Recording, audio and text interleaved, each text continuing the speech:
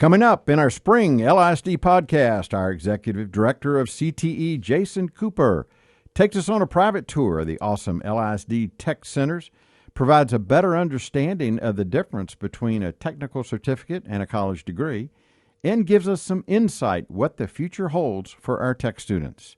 All of this coming up next on podcast number 9.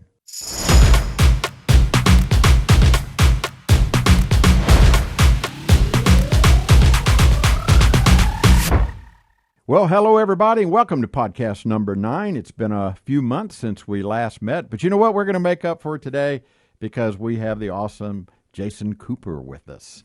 And Jason is the executive director of CTE here at LISD and oversees the operations of both of our award technical centers, our award-winning technical centers, which LISD refers to as Tech East and Tech West. So welcome, Jason, to the LISD microphones today. Thank you. Before we get started, I'd like to introduce our sponsor of today's podcast, which is our new sponsor, Texas Bank and Trust, and you will hear a little bit more about them in just a few minutes. So let's get started. You know, there's so much that I really would like to talk to you about, but we only have a certain amount of time, but we're going to just jump in it. So from the very beginning, can you give us a brief history, Jason, of just how LISD got to the point where we have these tech centers and a little bit about Jason Cooper? Absolutely. So I'll kind of start off a little bit about myself. I probably would have been an ideal candidate to being a career and technical education student. I grew up in a household where we didn't really talk a lot about college education. We always figured it's not for everybody, and it's definitely not for me. I remember specifically telling my best friend I didn't want to go to college because I didn't like school when it was free, so why was I going to pay for it? I worked in the dealership industry for about 10 years, took 4 years off after high school, and decided I do want to go to college, and ended up going a different route and found my love of education. It's amazing how some kids are going to have to take a different route to go to the same path as other kids. Some kids are ready at 18 years old to go to college. Some are going to have to figure it out at 21 or 22. And some of them realize that, hey, I found a passion that post-secondary education isn't for me, and I already have something I'm passionate about and something that can provide for their family. So I'm so glad you said that, because we're going to talk about that in a few minutes. But college is not necessarily for everybody, is it? Right. Yeah. So specifically to Lewisville ISD and our career and technical education history. So in 1985, we opened up a state-of-the-art career center, Dell Jackson. And then in 2010, Career Center East opened. It was renamed Tech East with the anticipated opening of Tech West. Because in 2017, the bond was passed to not only build the career center that we're in today at Tech West, but also to expand the Tech East campus, which we're in the planning stages right now of opening a new wing over there. So we really have been just leading the industry really for the state of Texas in CTE with our career centers, but also what we do at the home campuses as well. So we have a strong community support, strong administrative support that shows the passion that they have for our technical programs. And what phenomenal facilities we have. I mean, it's just, you know, we've talked about this in the past. I have always been so passionate about what you guys have done out here. It's just a beautiful facility, your staff, the offerings that are made out here. So that kind of segues into my next question for you, which is about deals with the shortage of service workers that we have out there. We hear about it all the time. It's in all the papers. It's in all the media. Everybody's always talking about it. You know, post-pandemic anyway, there was a shortage of a lot of workers in all areas. Right. But now that a lot of those people have gone back to work, they're continuing to see the huge shortages in the service workers. So what do you see? What's missing? What can we do to help get the word out? Just, you know, about how successful that people can be with this program and the lucrative nature of it. Right. And like you mentioned, the reason for the change of demand right now really is because all of the baby boomers who went into these careers that were highly technical and highly skilled and had great careers, they're on the back end of those careers. They're either retiring or trying to retire or whatever else it is. and there's nobody to fill those spots. And last time I checked, it's still going to be getting hot in Texas over the summer, and we need somebody to repair those AC systems. I've always said that is the you want a job with job security, go into HVAC in Texas. Exactly, because you will do whatever it takes to make sure that your AC stays running or gets back up to working. Right. So we're in a time right now where the trades is a mass focus, and it needs to be. But not only the trades, but there are a lot of careers out there that I think just kids don't understand really the opportunities that are out there. I think the biggest thing is visibility, making sure that these kids know about these opportunities and realize, wait a second, I didn't know this career was out there. You have to think about it. When I go back to when I was in high school, the scope of lens of careers and career options of what I could do was so limited just because I hadn't been exposed to everything. That's what our goal is in CTE, is to help kids really understand this is everything that's available out there. So I think it's visibility. I think it's communication with students and families. I think students need to make sure that, like we mentioned, that they understand the opportunities that are available to them, what they can experience while still in high school, before they ever even plan post-secondary education or their careers. Word of mouth on other students that are successful.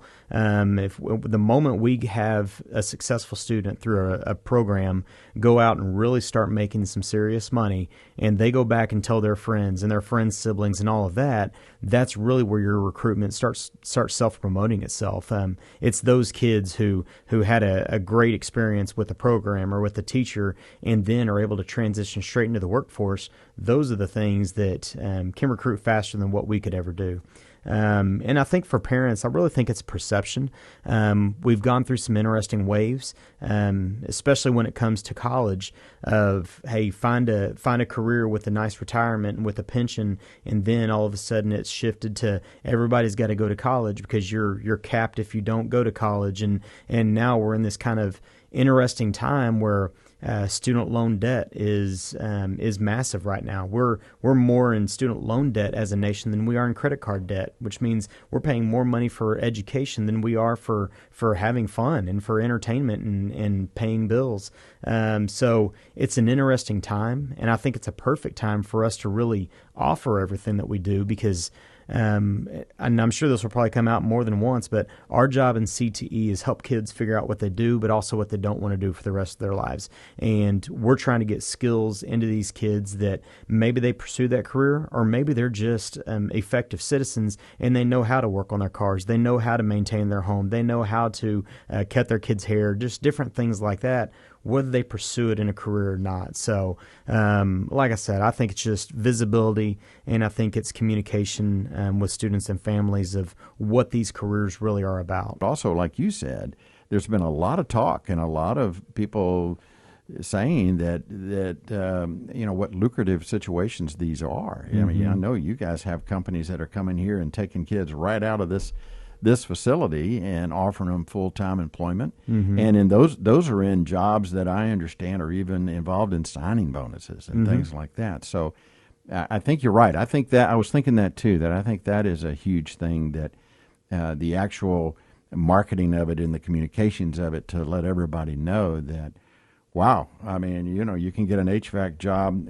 if you have a certificate, could possibly get you into an HVAC job for probably in the 50s, 60s plus, possibly with a sign-in bonus, with a lot of other perks and benefits that go with that. Right.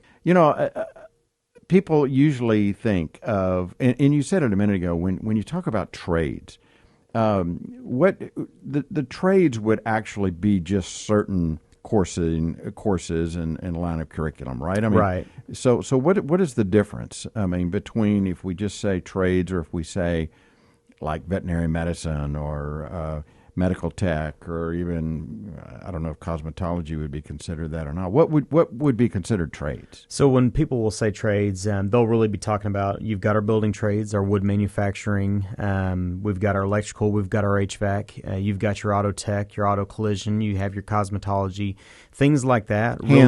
Hands-on skills that you can immediately go into the workforce without an official 4-year education post high school. So okay. That's really the trade. So, and along those same lines, just like you said, I think most people automatically think of welding, HVAC, automotive. when they think about the career centers. Right. But as they say, but wait, there's more, right? There's a lot more to it than that. Absolutely. Just tell us a little bit about, I mean, how many programs are out there, and then maybe end it with what some of the new stuff that maybe a lot of our viewers had no idea that you guys were going in that direction. Well, I think that's what's so impressive, and I think that's what so many people, especially community members, parents, even LISD staff members who don't realize the scope of what we cover, when they walk these buildings, and these two career centers specifically, they walk through and they say, wow, I didn't realize that animation and video game design were here, or health science were here, and things like that.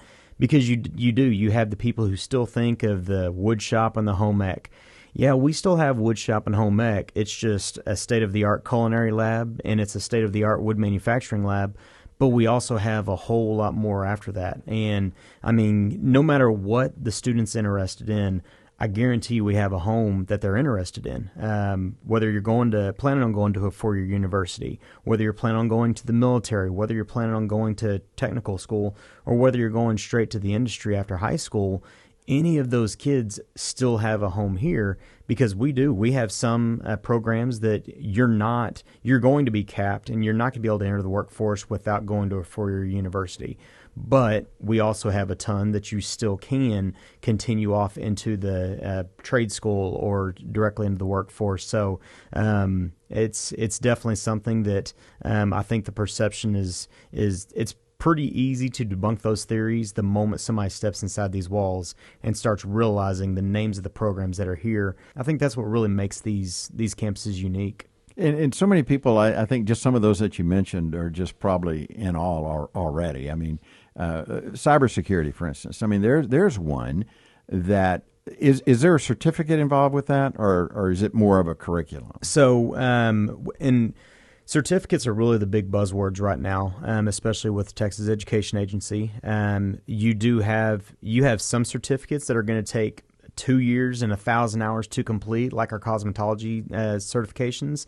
And then you're also going to have a certification that you can study the curriculum for 3 weeks, 4 weeks, 5 weeks, take a test, be able to pass it, and then move on and take another one and pass it after that. Maybe it's an Adobe certification, or a Microsoft Office, or an AWS certification with welding. So there are really kind of different levels, different layers. Some of them, like I said, take 2 years throughout a whole program, like our firefighter or in EMT certifications. Some of them you can do within 3, 6, 9 weeks. So it really kind of depends. But regardless of what the state says, hey, these are the certifications that we're going to rate your school district on, because we are rated. Our A through F accountability rating is rated on number of industry-based certifications we get. We pay attention to those, but we also pay attention to others that we say, state's not going to recognize these, but these kids need this. So that's why we offer our forklift certifications and our OSHA certifications, first aid, CPR, things like that. So we do everything that we can to make sure that our students are ready the moment they hit those industry doors to go straight into a workforce.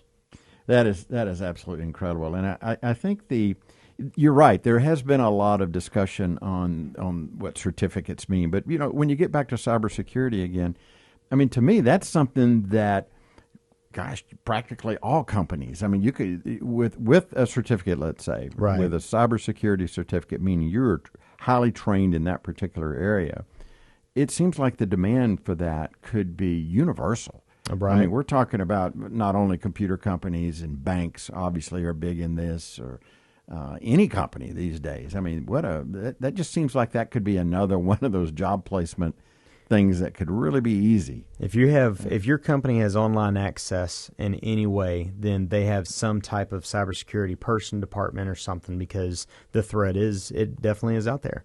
And once again, that's a prime example of a program. It's helping kids really understand what it is, how lucrative it is, and just how exciting that career can be.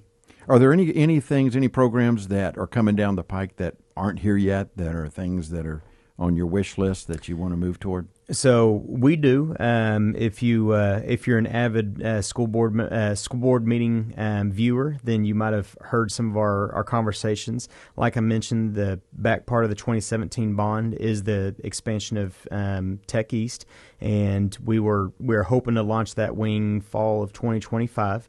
And dental is one thing that's coming. That's been in high demand. We're expanding our welding program. We have maxed out a wait list and then some.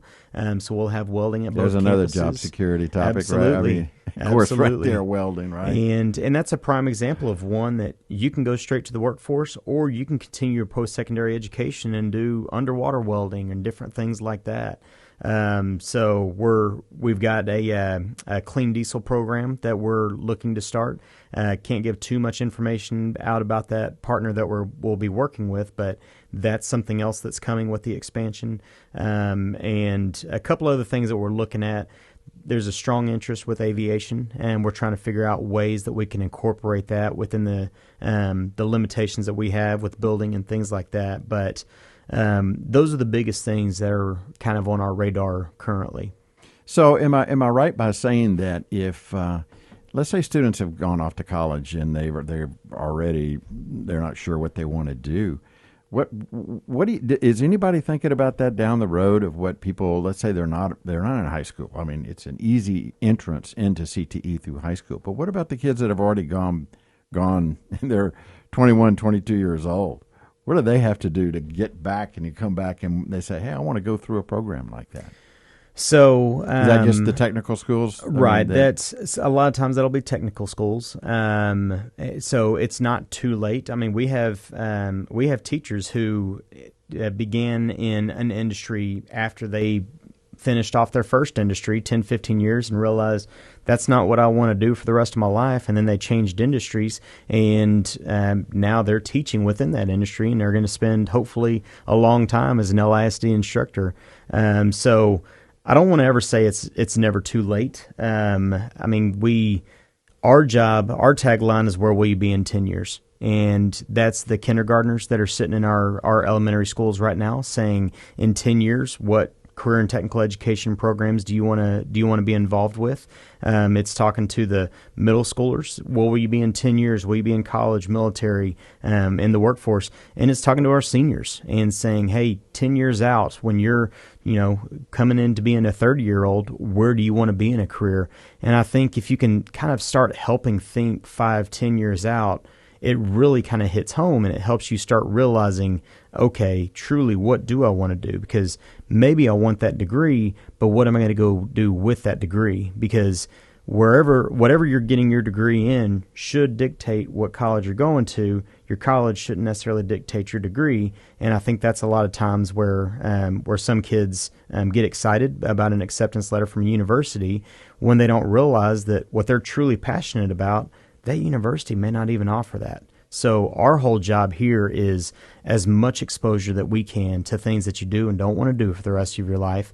And then hopefully that will lead you into making that best decision, because college is an expensive way to figure out what you want to do for the rest of your life. That's our job here, is to help figure those things out before you graduate. And what a great opportunity for the parents, to really take an active role here too. Obviously, we want to try to get the word out to the students and to our counselors and our teachers, but to the parents, I mean, my message to our parents would be, take an active role in this, right, and look at the long-term nature of where your student is going and what they want to do, and where this economy is and where it's going to be in 5 years and 10 years, this incredible shortage of workers that we have, and see if this may be something that your student may be interested in. And if they are, then, I and I know Jason would too, highly recommend that you look further into that. Absolutely. What a great segue into talking about your staff.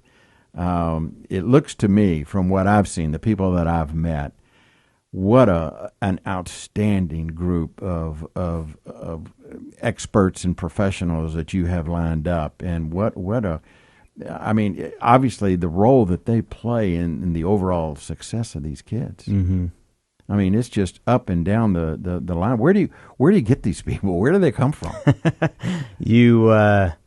you work with your industry partners, your advisory board members. You're always accepting resumes and applicants, just because you have some great teachers. And what's unique about ours is our teachers usually come straight from the industry. So we know that they have a backup plan. They can usually revert right back to industry. And if you know anything about legislation right now and teacher pay and all of that, the teacher pay is usually not as competitive as what they can make in the industry. Our teachers in CTE are teaching because they're passionate about raising the next generation. So you always have to think in the back of your mind, we have to build these programs for the kids. We have to build these programs with how workforce is heading. We can't build it around one teacher, because at any moment we would potentially lose a teacher to the industry and have to replace that. And so it's constantly being out there. It's strong networking. Our teachers very rarely go to school to be a teacher. Our teachers usually go to school to be a welder, to go be an AV production specialist, or whatever else it may be. They go to different career fields. We have a doctor on staff that teaches our health science courses, cosmetologist, and it's getting those people from the industry to teach our students. Oh, I know. Well, you guys done a great job, you, Adrian, and Justin, of getting the best of the best. Mm-hmm. So it's been incredible. Well, we got to take a quick break, but when we come back, we'll talk a little bit about what people are saying today, and that is college overrated? We'll be right back. For more than 65 years, Texas Bank and Trust officers and employees have strived to achieve excellence through hard work, dedication, and a passion for success. TBT salutes the students of Lewisville ISD for demonstrating that same commitment. Texas Bank and Trust, member FDIC. Well, we're here with Jason Cooper, our Executive Director of CTE, and so now we move into, there's always a controversial question that I have on all of our podcasts. There's at least one, so not necessarily that there's controversy here, but we're in the education business, right? I mean, we're all, this is a public school system, so it's all about education. And so normally people would think that it's a normal marketing thing for us to push our students and get our students in the next level, which would be college. Mm-hmm. But hold on here. We think that times are changing. And I'll tell you right now that I just saw this the other day, that a survey that the Wall Street Journal did. They surveyed thousands and thousands of students across the country. And the results was that 56% of those students surveyed said that college is not worth it.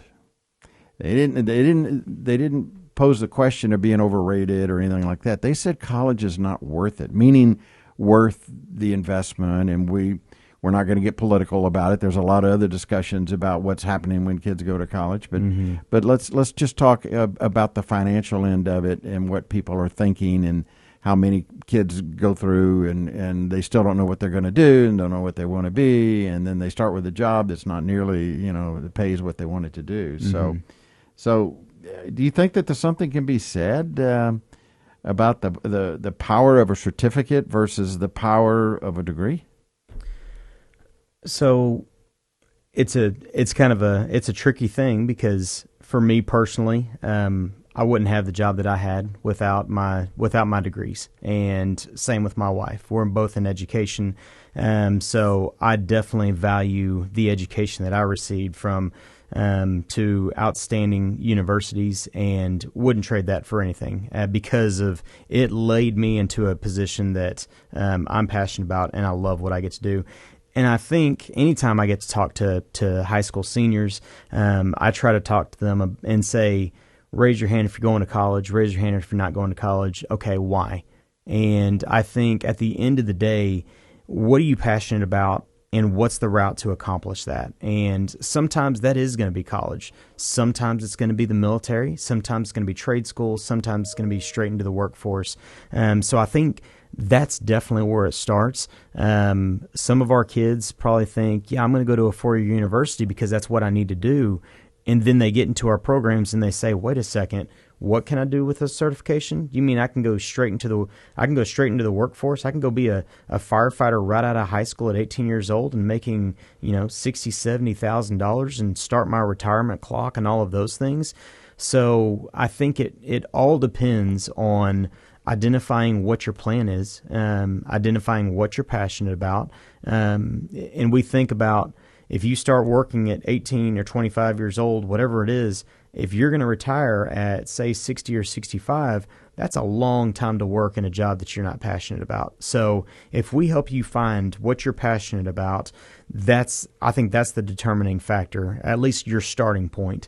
And because some of our kids, they do.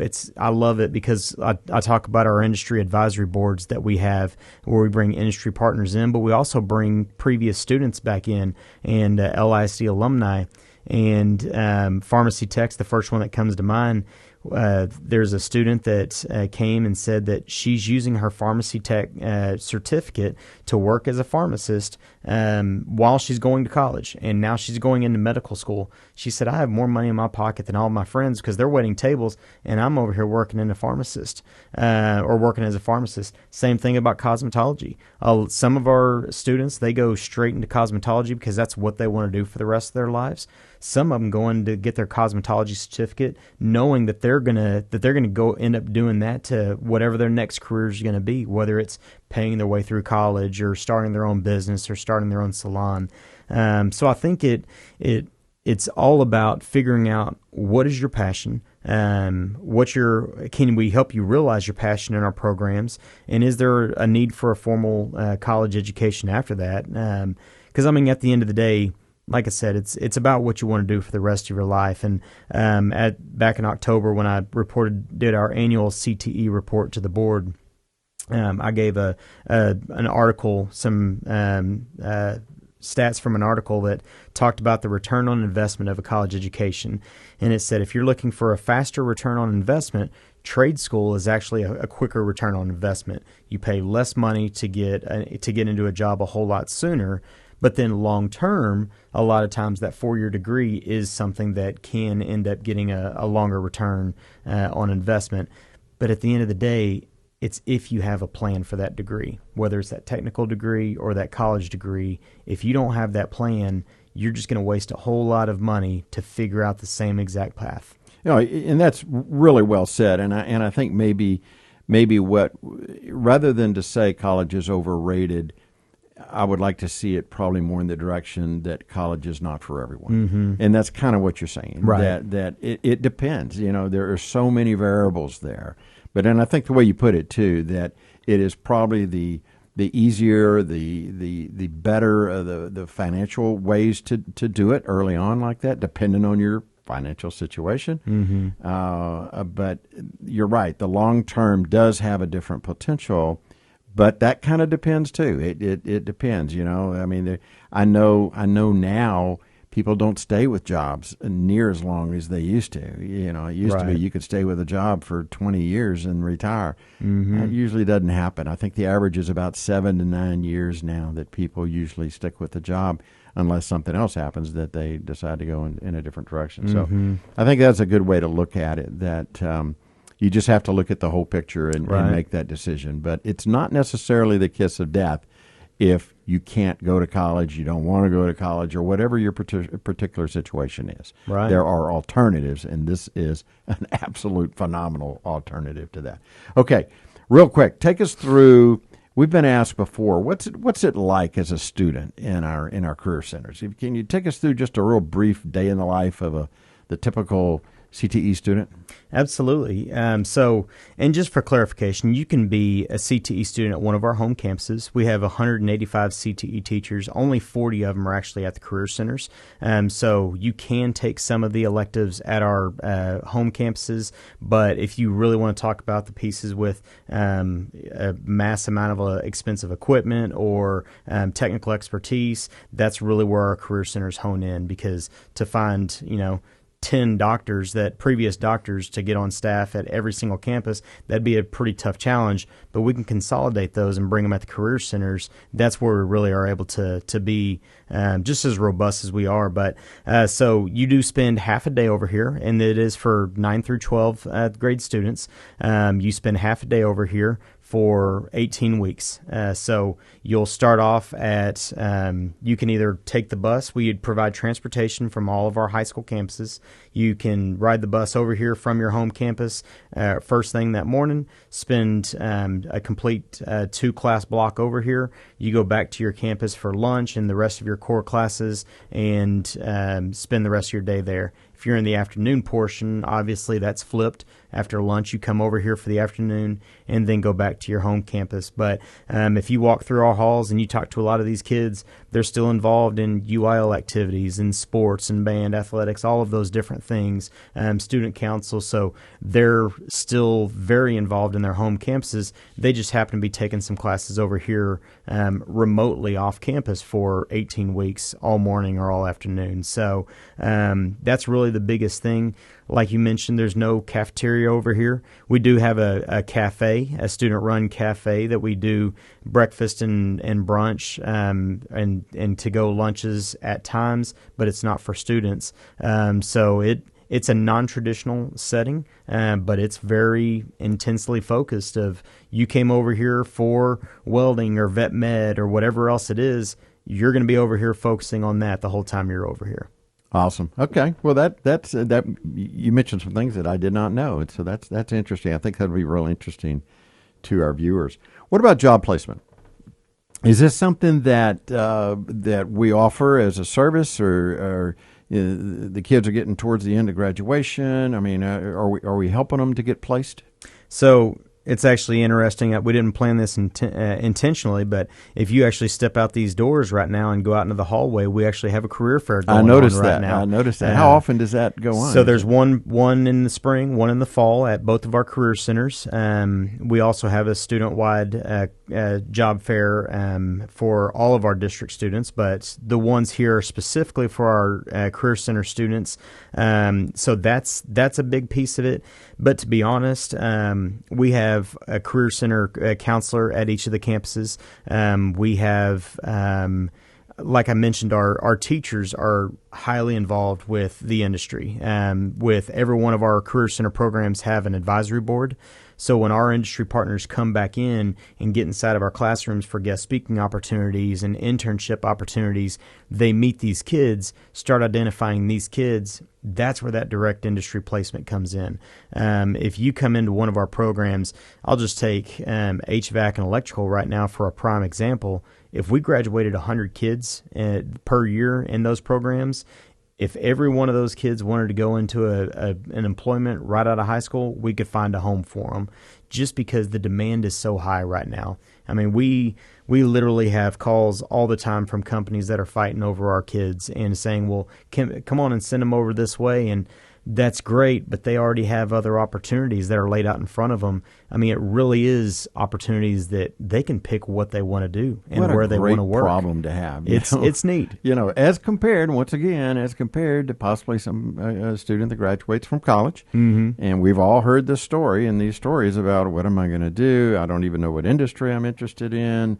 Trying to go to Indeed.com and just looking for different opportunities. And wow. And you look at the years that they've, I don't want to say lost, but have gotten beyond them, 3 or 4 years of going the other route that could have been already in a job force. Right. And making money and already, as you said, the retirement clock is going. And, right. Wow. I was at a meeting about a year ago and didn't really understand fully what they were looking for, but I knew that Charles Schwab was going to be there. Meta, who owns Facebook and all of that, was there. And they were talking about needing students to come and work for them.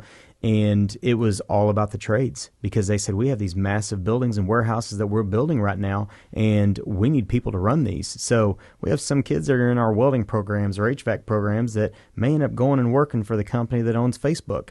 Who would have thought about those opportunities right outside of our You're exactly our right. metroplex? You're exactly right. I mean, otherwise you're going to go into that Indeed.com pool Right. of millions of applications and millions of resumes, and we all know how that game works with these companies that get these resumes. I mean, your resume has to really pop to be able to get pulled off the top to even get called in for an interview. Right. And so the leg up that you have over that whole scenario of going through this is absolutely amazing. Yeah, because once those partnerships are built and they trust the students that we're putting out, because, man, we have some amazing students in our programs in LISD, and the moment that relationship's built out and that just trust equity's there, they know, hey, go back to Lewisville ISD because we know the type of kid we're going to get and get to hire.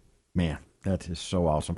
Another question I get is about adult programming, such as cooking and other non-credit type things. Are these things that the Career Center will ever look into that maybe could be offered down the road for people out of school? So you're not the only one that's received that question, but possibly there are a lot of logistics that we just have to work through and kind of think through. I mean, when you think about it, someone has to be here to run the building. Someone has to teach the classes. Someone has to build out the logistics and all of that. All of our equipment has a lifespan. So, I mean, the microphones that we're using right now, the cameras that we're using right now, our welders, all of those, they have so many hours that they can be used. And they're going through a lot of use by multiple 15 to 19-year-olds that are going through this equipment and turning it on, turning it off, and making mistakes and learning in those classrooms. So they already, our campuses do take a toll on just as far as the number of students that we serve. And as much as I would love to get certain adults in here and be able to do those classes, at the end of the day, I need to make sure that we're set up to best serve the 50,000 students that we have in Lewisville ISD right now. And that's the biggest thing, is trying to wrap our heads around how do we teach these classes without our teachers getting burned out? How do we protect our equipment and our facilities? So it is definitely always on the radar, and I would love to do it. Yeah. It's just figuring out. It would make sense. I mean, just how do we a do beautiful facility, and, Right. and but you're right. Priority number one, we got to take care of the 50,000 students that we have, and that percentage that want to go through these programs. There's a So I CT totally get director in the DFW area that called me one day and asked, "Hey, are y'all doing something like this? We're being approached," and he was saying, "Man, I have some reservations. I'm worried about what happens if something goes wrong." So I mean, we're not the only people being asked about that, Yeah. and we're not the Yeah. only people with reservations. But I would, if there's a way we can make it happen, I'd love to do it. Well, we know there's a need. You Yeah. know, there's a want, there's a desire for Right. it. So that's half the equation. So somebody that's interested out there, somebody may be on the fence, wants to know more, want to know and learn more about CTE. What do they need to do? So I know it's overwhelming. It's overwhelming as a parent because your focus on parenting is sometimes just surviving the day, and then thinking, 3 years out or 4 years out. I've got a 5th grade son right now and an 8th grade daughter, and they're both transitioning to middle school and high school. So me talking through course options with them without trying to encourage them too much one way or the other and letting them build their own paths. I know that it's a lot, even me as the executive director of CTE. So for just an average parent who doesn't know, it is a lot. So I think the first thing is take a look at our website. It's www.lisd.net/CTE. You can also email us, cte@lisd.net.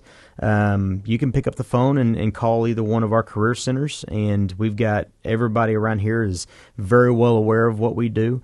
You can talk to just about anybody associated with Lewisville ISD, and they know how to get a hold of the CTE team.